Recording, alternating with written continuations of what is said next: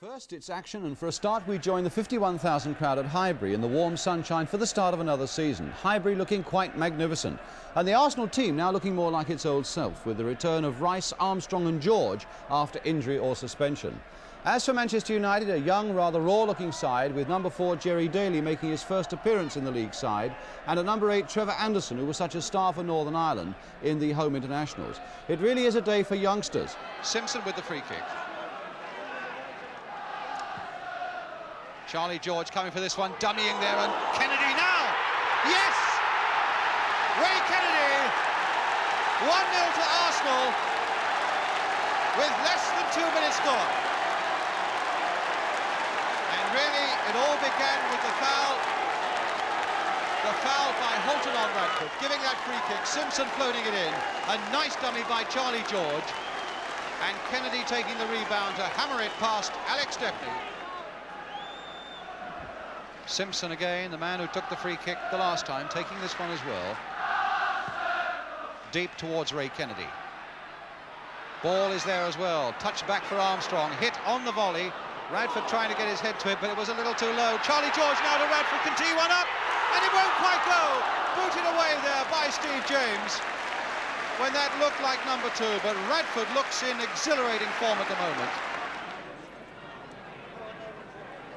Charlie George with the throw. George again. Deep towards Ray Kennedy. Price has got it again! Beautiful skills by Price, hitting it on the volley from an angle as sharp as that. Popping up in all the unexpected places. Really a player with a tremendous potential here at Arsenal.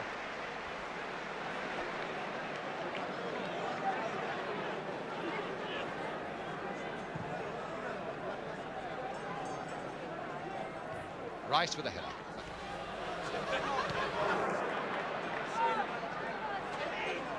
Holton winning it in the air. Charlie George again. Now to Kennedy. Wide for Armstrong. Again Rice using the width of this pitch well. It'll come for Armstrong. First time there towards Radford. A beautiful header, just over. Free kick for them, which Alan Ball is going to take. Blockley, in fact, have made a tremendous late run in towards that area, and there's Blockley getting in against the crossbar. Well, that was very close indeed. Blockley puffing out his cheeks there in that area. Came so very close indeed, the number 5.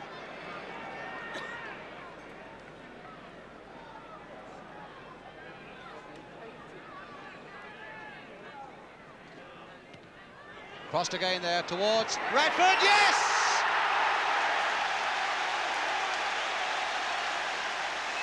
Two nothing. And good play again by Kennedy. And the ball coming across for Radford, very invitingly indeed, to hook that one in. 2-0 to Arsenal. Bertie Mee on the left of the picture in the sunglasses, not smiling, but I would think feeling quite happy. Morgan again. Across towards George Graham, and against the crossbar there by Graham.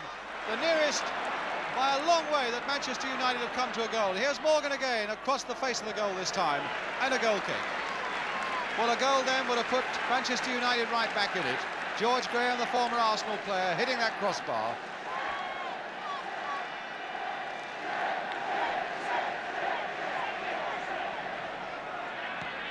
Back and again. George Graham sold a beautiful dummy on Alan Ball there. The pass now for Martin. Young with Morgan free on the right. Beautifully played there by Young for Morgan, and this could be very dangerous as the bodies pile in there. And a few boots were flying and the ball finishes up in the net, but nothing is given. Because there must have been an unfair foul, probably by Macari on Wilson. Free kick.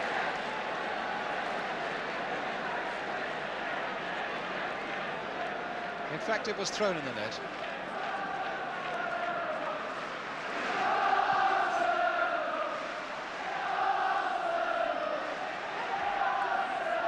Well, Ball picking up that loose one very well indeed. On for Charlie George. Still with George. And a tremendous shot and a fine save. That really was magnificent football. The break by Ball, the dummy by George, and the shot, and the magnificent save by Alex Stepney, which drew applause from both Manchester United and the Arsenal players. Martin. Buchan. Martin again. Oh, it opened up a bit for him there for a moment. Buchan again. And a header without really enough power there from McElroy. Charlie George. Kennedy taking possession with his ally up front. Radford away on the left here. The cross again by Radford as George goes in. Kennedy there too. And over the top by Alan Ball. Cry of Super Reds coming up from the North Bank, and Arsenal in patches have really looked in superb form this afternoon.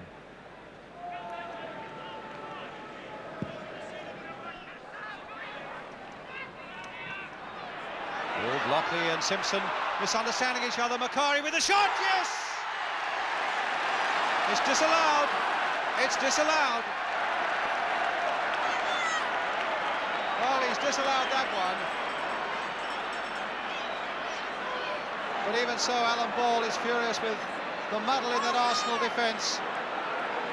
It can hardly have been for offside. It can only have been for pushing on an Arsenal defender, I would have thought.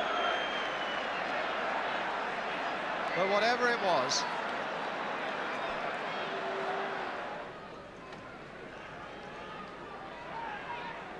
it's Ball to Kennedy. Charlie George. Pace really has flagged now, and I'm surprised it stayed as high as it has for so long in this tremendous heat. Ray Kennedy. Playing it through for Alan Ball again. Here's a chance for Ball. 3-0. With 3 minutes left, that close-knit work again on the edge of the area pays off for Arsenal as Alan Ball sneaks in and can almost choose his spot past Stepney. Right, this Arsenal performance yesterday, Mal. In fact, I came away from Highbury not knowing whether to be delighted for Arsenal or very sorry for Manchester United. You've seen what the viewers have seen.